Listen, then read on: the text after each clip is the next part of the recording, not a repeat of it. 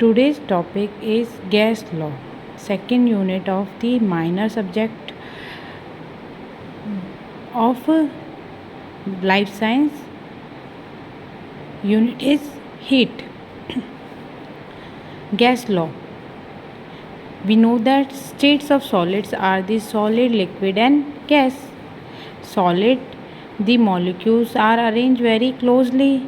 Liquid, the molecules are arranged separately, and gas molecules are arranged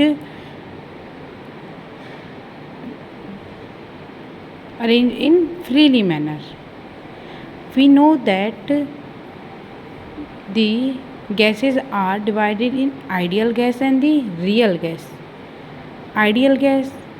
What is ideal gas? When there is no attraction in the molecules. When there is no attraction between the molecules. Ideal gas को हम कैसे बता सकते हैं कि जहाँ पे भी हमारे पास क्या हो, कोई भी अट्रैक्शन ना हो मॉलिक्यूल्स के बीच में. जब वो कहाँ है, किसी भी कंटेनर में फिल्ड हैं. जब भी वो किसी कंटेनर में फिल्ड हैं और जब उनके पास फोर्स ऑफ अट्रैक्शन होगा तो हम क्या बोलेंगे, these are the real gas. वो क्या होंगे हमारे पास, रियल गैस. और जो हमारे पास कोई फोर्स ऑफ अट्रैक्शन नहीं होगा, then these are the ideal gas. Real gas. How ideal gas. हम रियल गैस को कैसे आइडियल गैस बना सकते हैं. मैं इसके लिए 4 पॉइंट्स लेती हूँ. Low pressure, low temperature, low pressure, high temperature, high pressure, high temperature, high pressure, low temperature. Now we can explain how which option is follow for the real gas. how becomes ideal gas. कैसे real gas मेरी ideal gas बन सकती है, हम उसके लिए हम क्या करेंगे, अब स्टडी करेंगे.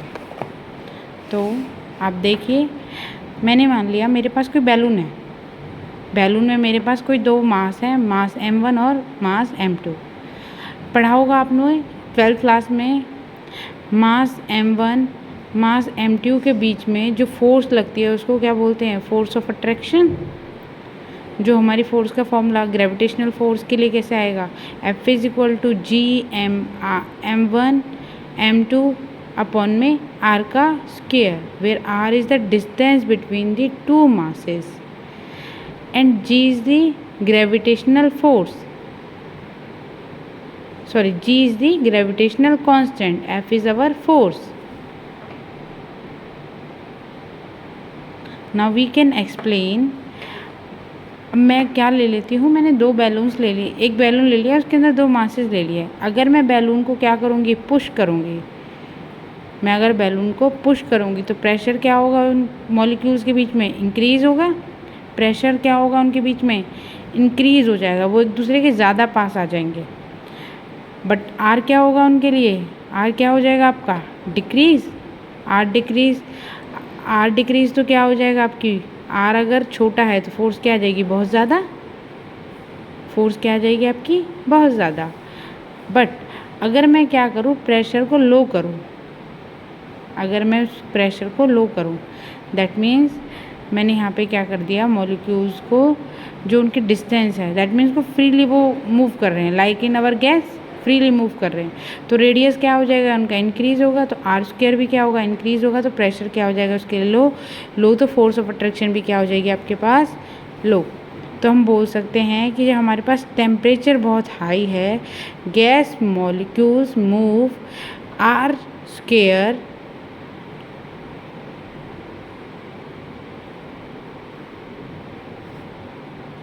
gas molecules move, R increases and R square increases. R भी इंक्रीज़ होगा और आपका R स्क्वायर भी इंक्रीज़ होगा. और फोर्स ऑफ अट्रैक्शन क्या होगी यहाँ पे, डिक्रीज़.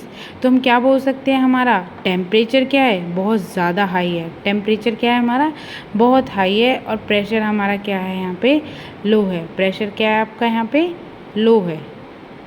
आया आपको समझ कि हम कैसे बना सकते हैं. दैट मीन्स हम रियल गैस को, हमने कोई भी रियल गैस ले ली जहाँ पे हमारा फोर्स ऑफ अट्रैक्शन है, उसको हम आइडियल कैसे बना रहे हैं? By giving the low pressure and high temperature. मैंने उसको टेम्परेचर तो बहुत हाई दे दिया और प्रेशर क्या होगा उसके लिए?